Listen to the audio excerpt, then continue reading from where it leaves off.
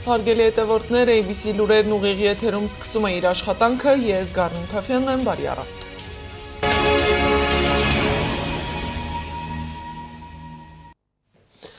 Միտրոպոլիտ Նիկոլոս Պաչուաշվիլին հայտարարել է, որ հատուկ հրավեր են ուղարկել ամենայն հայոց կաթողիկոսին մասնակցելու համայն Վրաստանի կաթողիկոս պատրիարքի հուղարկավորությանը, բայց նրան թույլ չեն տալիս լքել երկիրը։ Այդ մասին կառավարությունում խոսել է նաև Նիկոլ Փաշինյանը, սակայն կոնկրետ հարցի վերաբերյալ հնչել է անորոշ պատասխան։ Փաշինյանը հայտարարել է, որ հուղարկավորությանը մասնակցելու համար Երևանից Թբիլիսի կմեկնի բարձր մակարդակի պատվիրակություն։ Ես պատրաստվում եմ զանգահարել Վրաստանի վարչապետին, ցավակցել անձամբ եւ մենք ձևաչափը քննարկում ենք, թե ինչ մասնակցություն ունենանք, այլ ձևաչափերի մասին չեմ կարող ասել ոչինչ։ Փաշինյանը կրկին հայտարարել է, որ Հայաստանի Հանրապետության անկախության հռչակագիրը կոնֆլիկտի եւ կախվածության հռչակագիր է, իսկ Արցախի հարցն ըստ Փաշինյանի նոր բնակարանում դիմացի հետևի կողքի հարևաններին սպառնալիքի նման բան է։ Ոնց է այդ սպառնալիքների պայմաններում ապրելու այդ միջավայրում միայն ու միայն արտաքին օգնության, այսինքն միայն ու միայն արտաքին օգնություն ակնկալելով։ Իսկ արտաքին օգնություն ակնկալելը ձեզ դնելու է շարունակաբար մեծացող, ահագնացող կախվածության մեջ։ Սպառնալիքի հիմնական լեզուն չի փոխվել։ Փաշինյանը պնդում է, որ եթե խորհրդարանի ընտրության ընդդիմությունը հաղթի, սեպտեմբերին պատերազմ կլինի ծանր հետևանքներով։ Այդ շրջանակները ըստ էության ինչ են ասում, առաջինը ասում են, որ իրենք դեմ չեն խաղաղությանը եւ երկրորդիվ սկսում են խոսել, որ իրենց իշխանության գալու պարագայում սկսելու են վերանայել խաղաղությունը։ Դա ես շատ ուղիղ առանց հետևեթանքի ուզում եմ ասել, որ պատերազմ է Հայաստանի Հանրապետության ոչ միայն տարածքային, այլև ինքնիշխանության կորստով։ Եվրախորհրդարանում ԵՄ Հայաստան խորհրդարանական գործակցության հանձնաժողովի նիստում ելույթ է ունեցել Ազգային ժողովի Հայաստան խմբակցության պատգամավոր Արթուր Խաչատրյանը եւ անդրադարձել Հայաստանում եւ Հայաստանի շուրջ տիրող վիճակին, մասնավորապես Փաշինյանի հայտարարություններին։ Փաստերով, քարտեզներով ցույց եմ տվել, որ թրիփը այս վիճակում չի կարող Հայաստանի շրջափակումը ճեղքել։ Անհրաժեշտ է, որ Հայաստանը երկաթգծային կապ ունենա արտաքին աշխարհի հետ, թե արևելյան ճանապարհով, այսինքն գործի Իջևան-Ղազախ ճանապարհը, եւ թե բացվի Հայաստան-Թուրքիա կապը։ Ռելսերը նույնիսկ եթե ոսկուց լինեն, Հայաստանի շրջափակումը այդ ճանապարհը չի ճեղքում, անկախ նրանից լավն է, թե լավը չի։ Խոսել եմ խաղաղության մասին։ Չի կարող լինել խաղաղություն, երբ օկուպացիոն զորքերը Հայաստանի Հանրապետության տարածքում են։ Լավագույն դեպքում մենք ունենք հրադադար, եւ որպիսի հրադադարը վերածվի իրական խաղաղության, արդար սկզբունքների վրա կերտված խաղաղությանը, մենք պետք է ջանքեր թափենք, պետք է ստիպենք Ադրբեջանին վերջացնի իր ծավալապաշտական ագրեսիվ քաղաքականությունը եւ պաշտպանենք հայկական շահերը։ Նոր օգնություն կրկին ԵՄ-ից։ Եվրամիությունը լրացուցիչ 140 միլիոն եվրոյի ֆինանսական աջակցություն կտրամադրի Հայաստանին բարեփոխումները խթանելու եւ երկկողմ գործակցությունը խորացնելու նպատակով։ ԵՄ ընդլայնման հարցերի հանձնակատար Մարտակոսը փոխվարչապետ Մեհեր Գրիգորյանի հետ համատեղ հայտարարությունների ընթացքում ասել է, որ Հայաստանը Եվրամիության համար վստահելի գործընկեր է Հարավային Կովկասում, ընդգծելով տարածաշրջանի աճող նշանակությունը աշխարհաքաղաքական լարվածության պայմանում։ Մարտակոսի խոսքով նոր 140 միլիոն եվրոյի աջակցությունը միտված է այն բարեփոխումներին, որոնք անհրաժեշտ են վիզաների ազատականացման գործընթացում առաջընթաց ապահովելու համար։ Սա կարևոր տարի է Հայաստանի համար։ Մայիսին Հայաստանը կհյուրընկալի Եվրոպական քաղաքական համայնքի գագաթնաժողովը, որին կհաջորդի առաջին անգամ երբևէ անցկացվող Եվրամիություն Հայաստան գագաթնաժողովը։ Սա վկայում է այն մասին, թե որքան է բարձրացել այս տարածաշրջանի կարևորությունը Եվրոպայի համար եւ որքան է խորացել մեր գործընկերությունը։ Ռուբեն Վարդանյանի կինը Վերոնիկա Զոնաբենդը նամակ է ուղղել Կարմիր խաչի միջազգային կազմակերպության նախագահին Ադրբեջանում հայ գերիների իրավական կարգավիճակի մասին։ Նա ուշադրություն է հրավիրել այն փաստին, որ Բաքվում պահվող հայ գերիների հարազատներն ավելի քան 2 տարի զրկված են նրանց տեսնելու հնարավորությունից եւ խնդրել է պարզաբանել այն իրավական կարգավիճակը, որի հիման վրա Կարմիր խաչի պատվիրակները Բաքվում այցելել են Վարդանյանին եւ մյուս հայ բանտարկյալներին։ Մենք փորձում ենք հասկանալ, Կարմիր խաչի միջազգային կազմակերպությունը նրանց դիտարկել է որպես ռազմագերիներ, անվտանգության նկատառումներով կալանավորվածներ, ինտերնացվածներ, թե ունեցել են որևէ այլ կարգավիճակ միջազգային մարդասիրական իրավունքի շրջանակում։ Այս հարցի պարզաբանումը չափազանց կարևոր է։ Ընտանիքներին դա կտա խիստ անհրաժեշտ վստահեցում եւ պատկերացում այն մասին, թե ինչպես են կալանավորվածները դիտարկվում միջազգային մարդասիրական իրավունքի եւ Կարմիր խաչի միջազգային կազմակերպության մարդասիրական այցելությունների չափորոշիչների շրջանակում։ Ցանկանում եմ նաև դիմել ձեզ ոչ միայն պաշտոնական նամակի ձևով, այլև խորապես անձնական բնույթի կոչով, որպես մի կազմակերպության, որի առաքելությունը միշտ եղել է մարդու կյանքը, արժանապատվությունն ու արդարությունը ձևականություններից ու քաղաքականությունից վեր դասելը։ Մեզ համար Կարմիր խաչի միջազգային կազմակերպության մարդասիրության նկատմամբ հավատը հույսի աղբյուր է։ Ես անկեղծորեն հավատում եմ, որ այդ ոգին կուղղորդի ձեզ ուշադրություն դարձնել Ռուբեն Վարդանյանի եւ կալանավորված մյուս հայերի հետ կատարվողին։ Իսկ մարդու իրավունքների պաշտպան Անահիտ Մանասյանը հանդիպել է 2020-ի նոյեմբերից Ադրբեջանում ազատությունից զրկված եւ 2026-ի հունվարին Հայաստան վերադարձած Դավիթ Դավթյանին։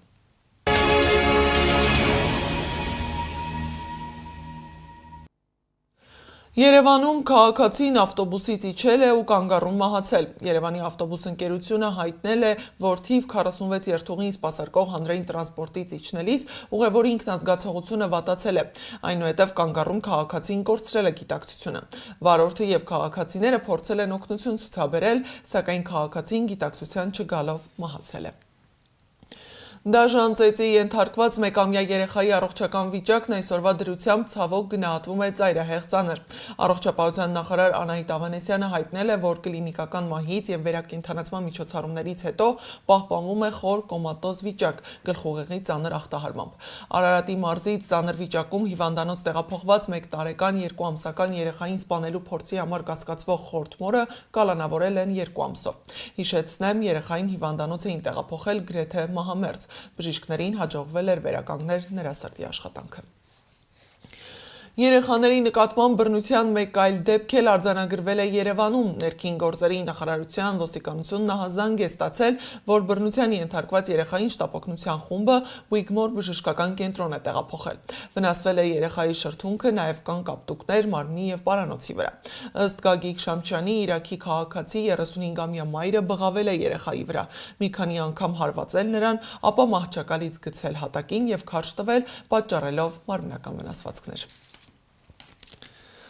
Քրեական ոստիկանության Լոռու մարզային վարչության ծառայողները մոտ 1 ամիս առաջ ստացել էին օպերատիվ տեղեկություն, որ Վանաձորի բնակիչ 2 եղբայր ստեղծել են հանցավոր կազմակերպություն, ներգրավել հիմնականում համաքաղաքացիների, բաշխել յուրաքանչյուրի դերը եւ արդեն երկար ժամանակ Լոռու մարզում ու հանրապետության այլ վայրերում ծրագրել եւ կատարել են ավազակություններ, բնակարանային գողություններ, այլ հանցագործություններ։ Մարտի 3-ին հերթական հանցանքը կատարելուց հետո վերադառնալիս Լոռու քրեական ոստիկանները կանգնեցրել էին Ռենո եւ Շևրոլե մակնիշի մեքենաներ, որոնցում գտնվող կազմակերպիչ եղբայրներին ու եւս 5 անձի բնակարանային գողություն կատարելու կասկածանքով ձերբակալել ու տեղափոխել են Լոռու մարզային վարչություն։ Մեքենաներում եւ նրանց անձնական խուզարկությամբ գտել են Արչահովի գյուղի մի տնից հափշտակված գողոնը, նախաձեռնել են քրեական վարույթ։ Քննչական կոմիտեն հայտարարել է, որ հրապարակ օրաթերթի խմբագրի դեմ հարուցված քրեական գործը կարճվել է։ Այն հարուցվել էր 1.5 տարի առաջ։ Կառավարության նիստից հետո լրագրողների հետ զրույցում թեմային անդրադարձել է նաև Փաշինյանն ու նշել, իր կոշտ արձագանքը նորմալ է։ Դուք գրում եք, որ ես իմ կաբինետում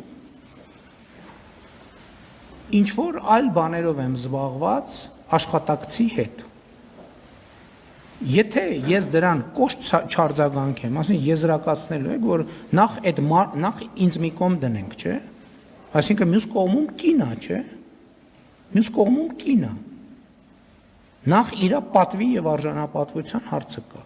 Եթե դրան արձագանք չլինի, ասենք դուք չեք ասելու,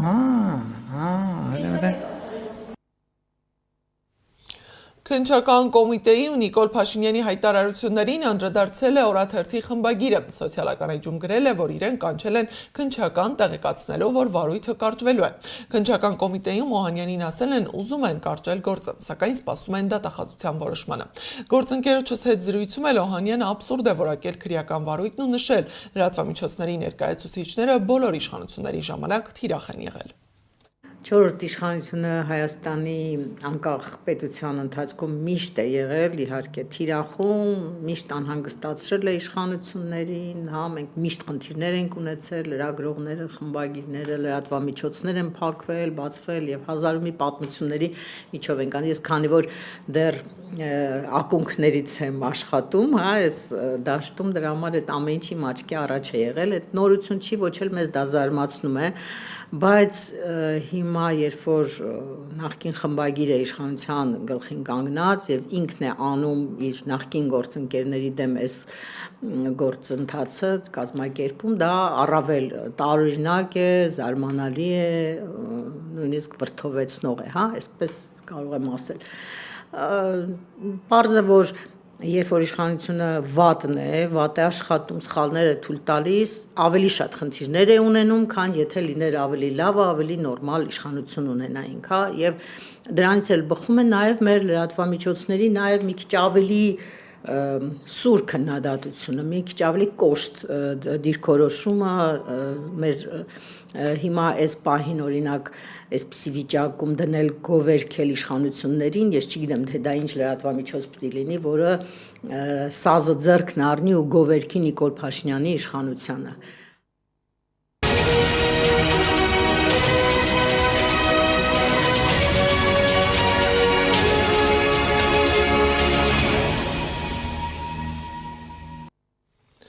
Իրանը պատմության մեջ առաջին անգամ ոչնչացրել է ԱՄՆ ռազմաօդային ուժերի F-35 կործանիչ,